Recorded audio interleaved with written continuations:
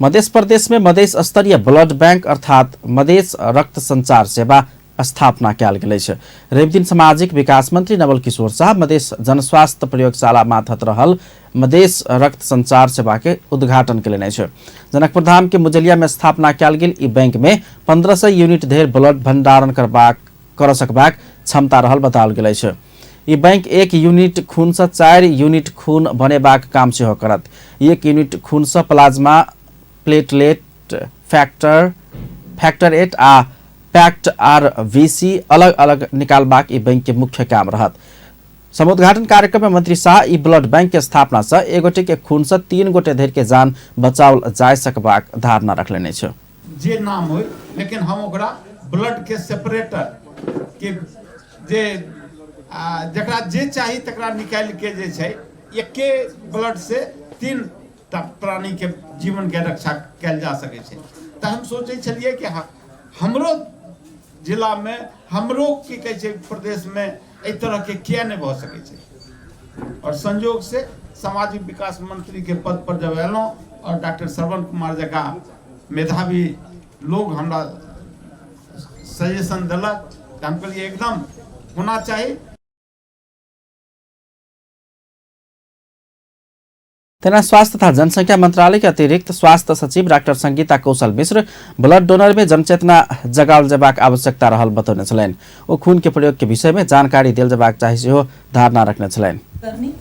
र त्यो मान्छे जसले ब्लड डोनेसन गरिरहेछ उसले पनि बुझ्नु पर्यो कि मैले एउटा रगत दिएपछि मैले 3 जनाको जान बचाइरहेको छु भनेपछि एउटा चाहिँ अवेयरनेस अथवा मान्छेमा एउटा जनचेतनाको आवश्यकता हुन्छ। र अर्को दोस्रो ई ब्लड बैंक से उपलब्ध होवाला खून में ब्लड ट्रांसफ्यूजन से होवाला रिएक्शन नहीं हेबाक सेहो जनाओल गेल छै। संगे ई बैंक ब्लड ट्रांसफ्यूजन से होवाला रिएक्शन के जांच करवाला पहिल सरकारी संस्था सेहो बनल छै। कार्यक्रम में मधेश जनस्वास्थ्य प्रयोगशाला के प्रमुख डॉक्टर श्रवण कुमार मिश्र देश के कोनो स्थान में ब्लड ट्रांसफ्यूजन से होवाला रिएक्शन के कारण पता लगावा वाला काज ई ब्लड बैंक मात्र करबाक बतौलने छ। त्यो के कति कारणले भएको हो त्यसको लागि हामी चाहिँ अनुसन्धान गरेर हामीले चाहिँ रिपोर्ट दिन सक्छौं। जनरली के हुन्छ भने ट्रान्सफ्युजन रिएक्सन भयो तर त्यो चाहिँ अनअटेन्डेड भएर जान्छ। चाहिँ त्यो लेभलका र हामीले यहाँनिर प्रदेशको जनतालाई यो सबै रक्त संचार सेवा प्रवाह गर्दै आवश्यकता परेको बेलामा प्रदेश 1, प्रदेश 3 र अन्य प्रदेशमा हामी चाहिँ कार्यक्रम में जनकपुर धाम उपमहानगरपालिका के प्रमुख मनोज कुमार शाह प्रदेश स्तरीय ब्लड बैंक के स्थापना मधेश के स्वास्थ्य क्षेत्र के लिए महत्वपूर्ण उपलब्धि भेल धारणा रखने छलैन। बरु जनकपुरलाई धनुषालाई नै पछि पार्नुस् किनभने यहाँ त केन्द्रीय हाम्रो प्रदेशीय स्तरीयको प्रयोगशाला हुन्छन् भने बाँकी 7 वटा जिल्लामा पनि हाम्रो स्थापना गर्ने लक्ष्य होला। भोलि गएर जब प्रदेश सरकारले या संघीय सरकारबाट पनि हामी मद्दत पाउँछौँ।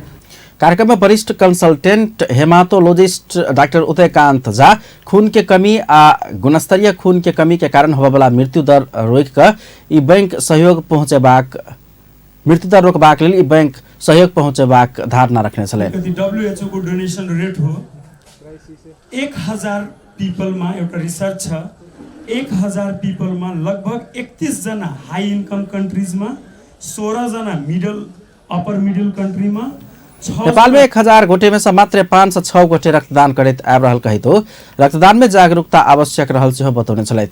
मधेश रक्त संचार सेवा विश्व स्वास्थ्य संगठन के मापदंड अनुसार निर्माण भेल दावी कयल गेल छै। कार्यक्रम में मधेश स्वास्थ्य विज्ञान प्रतिष्ठानक उपकुलपति डॉक्टर राम केवल शाह, स्वास्थ्य निर्देशनालयक निर्देशक विजय कुमार झा लगायत सबके उपस्थिति रहल छल।